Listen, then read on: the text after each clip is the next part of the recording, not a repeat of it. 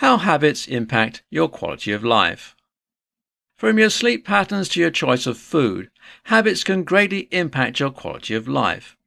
There are many different aspects of life that are drastically impacted by the habits we have unintentionally created. Both good and bad habits can impact your quality of life. In this presentation, I will discuss how habits impact your quality of life and what you can do about it. A brief overview of habits. A habit, in simple form, is just a repetitive thought or behavior that is pretty much automated in nature. We may not even notice that we're doing it.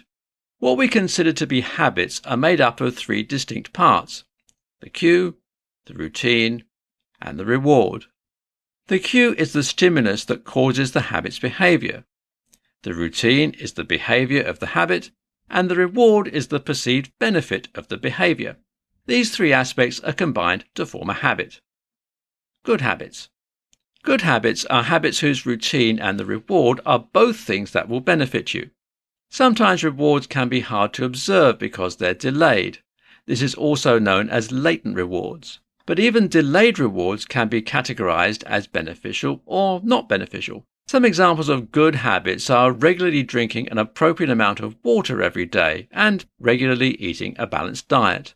These are some of the more obvious examples of good habits because the health benefits of both have been very carefully studied and the negative consequences of not doing them are noticeable.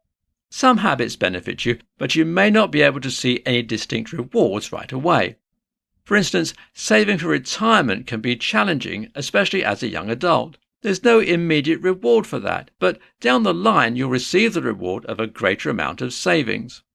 There are also habits that may seem to have beneficial rewards, but in reality, the negative long-term reward outweighs the short-term benefit.